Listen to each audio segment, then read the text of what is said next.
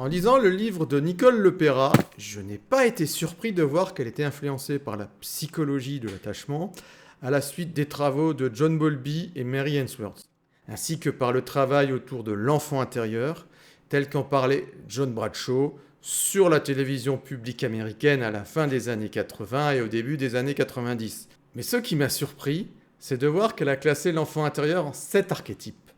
Mais rien à voir avec les célèbres archétypes de Carl Gustav Jung auxquels je pensais moi-même dans un premier temps. Cette psychologie, vous l'aurez deviné, me fait penser à l'énéagramme. Yeah! Yay!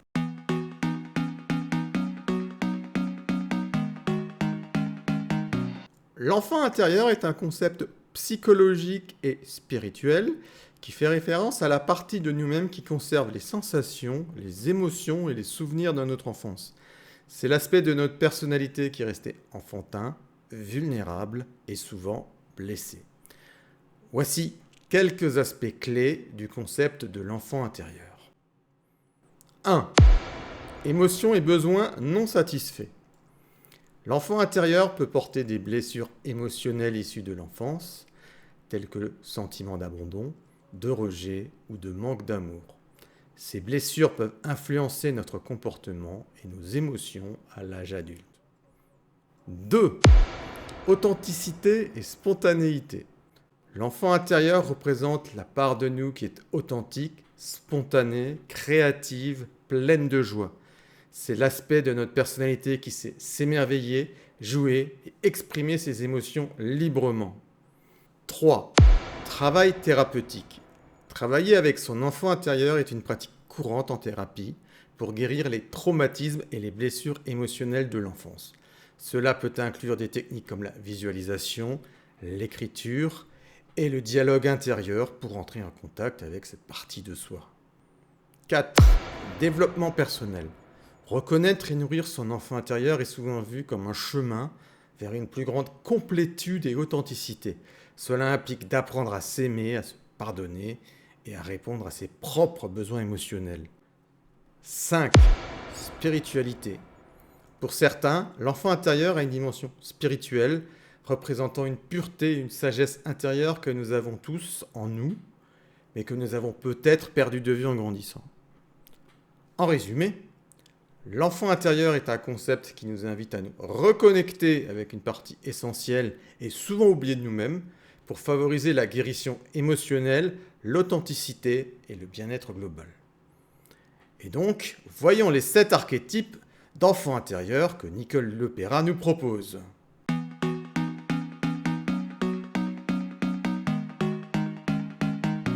L'aidant. Il vient généralement d'une dynamique de codépendance. Il acquiert un sens de l'identité et de l'estime de soi par la négligence de ses propres besoins. Il pense que la seule manière de recevoir de l'amour est de prendre soin des autres et d'ignorer ses propres désirs. La description nous fait penser à un type 2, le surnom l'aidant a été donné au type 2 également. Je crois qu'on peut dire que ça correspond à un type 2 de l'énéagramme. Le premier de la classe. Il a le sentiment d'être vu, entendu et mis en valeur à travers le succès et la réussite. Il se sert de l'approbation extérieure pour faire face à sa faible estime de soi. Il pense que la seule façon de recevoir de l'amour est grâce à la réussite. La description de cet archétype du premier de la classe correspond énormément à un type 3 de l'énéagramme. Et si je vous dis que le premier de la classe en anglais, ça s'appelle un overachiever, donc un surperformeur, aucun doute, nous avons affaire à un type 3. Alors, j'aime pas beaucoup le surnom de premier de la classe pour le type 3, alors que c'est vrai qu'on pourrait lui donner. Parce que je pense, quand on me dit premier de la classe, à un texte de Robert Nozick, Why do intellectuals oppose capitalism? Pourquoi les intellectuels s'opposent-ils au capitalisme? Et sa description des premiers de la classe, qui sont les intellectuels, correspond plus à un type 6, je dirais. Mais bon, c'est pas de l'énéagramme, c'est du libéralisme. Je vous mets le lien vers le texte si ça vous intéresse là en bas. Et comme d'habitude aussi, n'oublie pas de mettre un pouce vers le haut, de t'abonner à cette chaîne si ce n'est pas encore fait, de laisser un commentaire, c'est toujours le bienvenu, et pourquoi pas de partager cette vidéo sur les réseaux sociaux. Et on va revenir à l'enfant. L'effacé. Il reste dans son coin, sans se faire remarquer, et en dessous de son potentiel, par peur de la critique ou de la honte d'avoir échoué.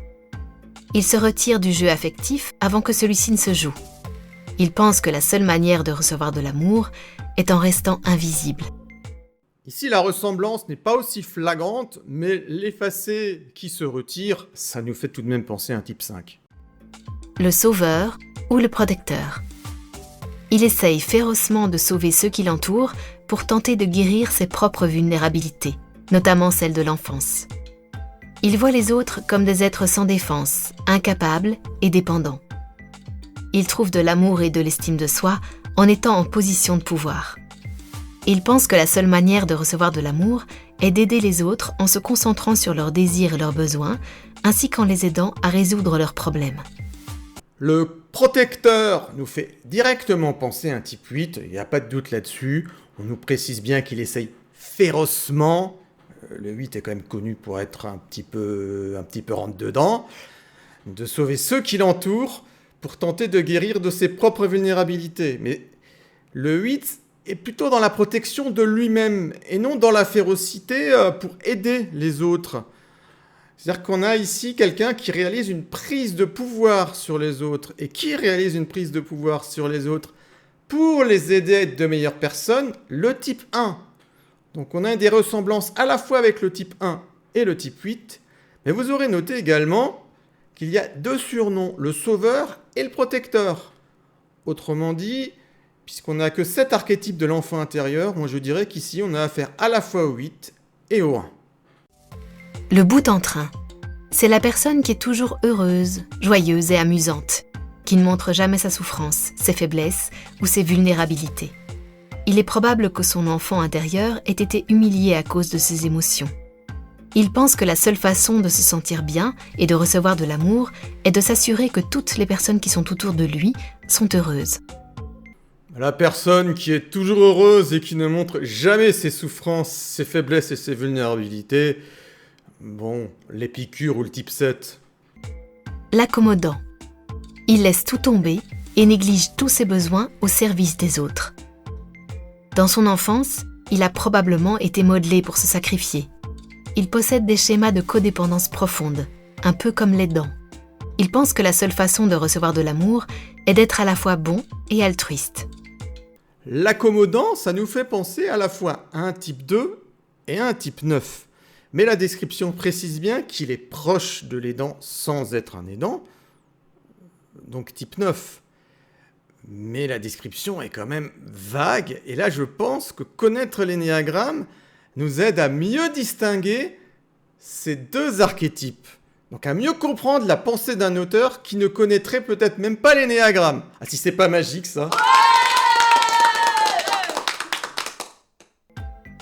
L'admirateur dévoué. Il a besoin de suivre une personne ou un gourou. Son attitude découle probablement de la blessure de son enfant intérieur infligée par une personne qui s'occupait de lui et qu'il percevait comme un surhomme sans défaut. Il pense que la seule façon de recevoir de l'amour est de rejeter ses propres besoins et désirs et de percevoir les autres comme des modèles pour apprendre à savoir comment vivre. Et ce dernier type de Nicole Lepera, l'admirateur dévoué, bon, ça fait quand même énormément penser à un type 6. L'énéatype 1 correspond au sauveur ou au protecteur chez Nicole Lepera, plutôt le côté sauveur. Le type 2, l'aidant. Le type 3, le premier de la classe. Le type 4, on ne l'a pas vu. On va voir ça après. Le type 5, l'effacé. Le type 6, l'admirateur dévoué. Le type 7, le bout en train. Le type 8, le protecteur ou le sauveur. Ici, c'est plutôt le côté protecteur de cet archétype de l'enfant intérieur. Et le type 9, l'accommodant. Bah alors, où est passé le type 4 ? Je suis allé voir le texte en anglais directement, et celui que nous avons vu comme étant le type 5, l'effacé, est surnommé dans le texte original underachiever, donc le sous-performeur. Quand on sait que le 4 a un côté un peu masochiste qui peut l'amener à sous-performer, on pourrait être tenté de mettre le 4 en underachiever, donc en effacé. Et il est vrai que certains 4, pas tous les 4, ont un petit peu ce côté effacé. Notez que ça ne doit pas être facile du tout d'être entre l'Underachiever 5 et l'Overachiever 3. En tout cas, dans la perspective d'Arika, où l'on est un mélange des deux types voisins. Coincé entre l'envie de briller et l'envie de se cacher, on devient un type 4. Je suis con, moi. Nicole Lepera précise néanmoins qu'une personne peut avoir un enfant intérieur qui correspond à plusieurs archétypes, selon les différents moments de la journée, ou à aucun de ces archétypes. Aussi, ce n'est pas étonnant qu'il n'y ait pas nécessairement un lien one-to-one entre les deux notions. Ça aurait été trop beau. C'est déjà assez beau comme ça de retrouver 8. Classiquement, on se dit que le type oublié pourrait bien être la tâche aveugle de son auteur. Je sais pas. À ce stade de ma lecture, les indices que Nicole Lepera donne sur sa personnalité me font plutôt penser à du type 2 ou du type 3. Mais peut-être que si je la connaissais personnellement, allez savoir.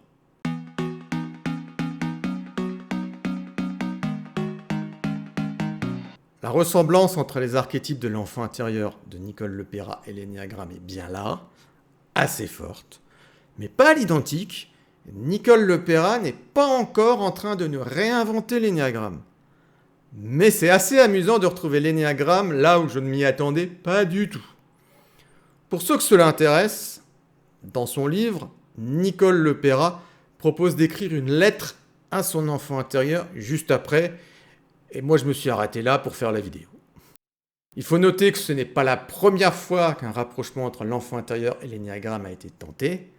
En effet, Stephen Molinsky avait déjà réalisé ce rapprochement entre énéagramme et enfant intérieur dans son livre The Tao of Chaos, publié dès 1994. Cette vidéo touche maintenant à sa fin. Si tu as aimé cette vidéo, n'hésite pas à mettre un pouce vers le haut et à t'abonner. Et si tu n'as pas aimé ce format, les commentaires sont là pour ça et pour dire beaucoup de mal sur moi. Je te souhaite une bonne journée et à bientôt Internet. Ciao!